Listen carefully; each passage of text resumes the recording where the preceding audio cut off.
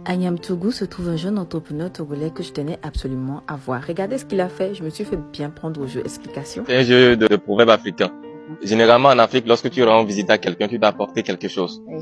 Et selon le proverbe africain, lorsque tu viens dans un lieu, il faut faire un geste. Le pourquoi nous avons instauré ce proverbe. Donc lorsque vous venez dans notre centre de compostage, il faut faire un geste dans une calebasse. Ouais. Donc généralement lorsqu'on pense qu'il faut faire le geste, on pense à l'argent, à un bien matériel. Oui. En fait, je vais pas donner la réponse. Je laisse ça à l'appréciation de tout le monde. C'est que Voilà. moi je me suis fait prendre au jeu. Voilà. Lui, c'est Fabrice. Lève ton chapeau. Lui, c'est Fabrice. Fabrice Akpayela. Ouais. Il est comment je vais dire, c'est quoi, le Ouais. directeur de la start-up Ecolab qui Togo. produit uniquement du compost. Là, Voilà. aujourd'hui, nous sommes sur le site de production à Niamtougou.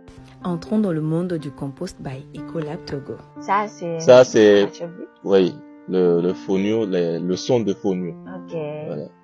D'accord. Bon. Quand on vient, Donc ça, c'est le produit fini. c'est le produit fini. Et Et déjà en Lorsque- sachet. non, pas en sachet. On l'a juste pris pour pouvoir aller le sécher et le concasser. Donc, quand il est fini, il est inodore. Oui, c'est vrai. Ça n'a pas d'odeur. Lui, il a légèrement l'odeur. Donc, il doit être Ça? séché. Non, il y en a pas. Lui, il est parfait.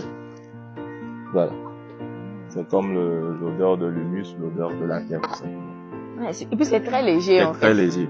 Maintenant, tu verras tout à l'heure la particularité de nous, notre produit, par rapport au produit des compost des autres. Donc, à défaut de la table de tri, du matériel approprié, nous avons essayé d'adapter ça avec ce que nous avons plus près de chez nous, calebasses cassées, Panier. panier, voilà. Oui. Donc, lorsque on le puise dans le panier, comme ça, et on vient, on le mise.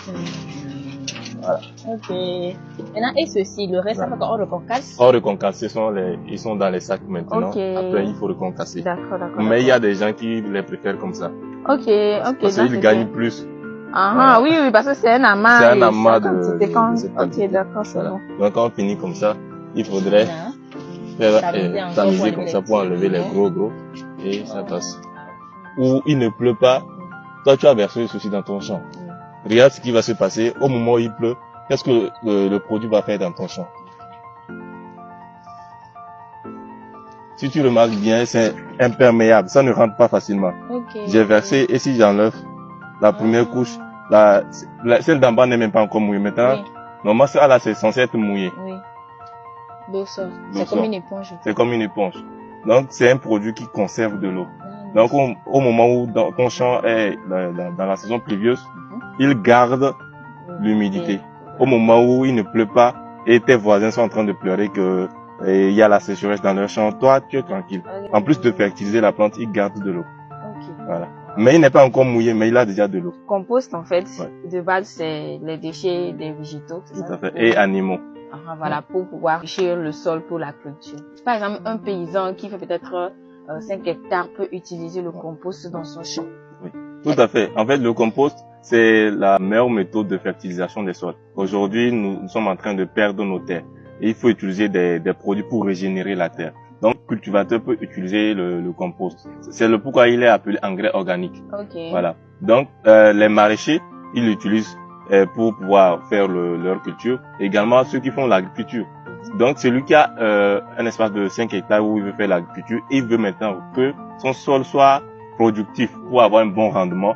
Il peut verser ceci. La première méthode d'utilisation, on appelle ça l'amendement de sol. Donc, il amende le sol.